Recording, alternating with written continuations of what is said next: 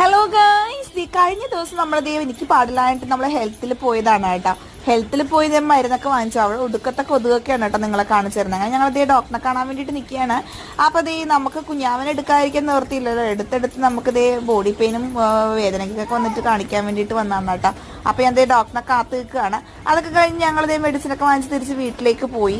അപ്പോൾ വീട്ടിൽ പോയപ്പോൾ ഞാൻ ഒരാൾക്ക് ടാസ്ക് കൊടുത്താണ് കേട്ടോ. അമ്മയ്ക്ക് പാടില്ലടാ, എന്തെങ്കിലും ചെയ്ത് തരാമെന്ന് പറഞ്ഞപ്പോഴേക്കും ദേ ഞാൻ കറിവേപ്പില എടുത്ത് കൊടുത്തപ്പോൾ അതെല്ലാം പിച്ച് ക്ലീൻ ആക്കി എനിക്കിതേ ബോക്സിലാക്കി തരുന്നതാണ് നിങ്ങൾ കാണുന്നത്.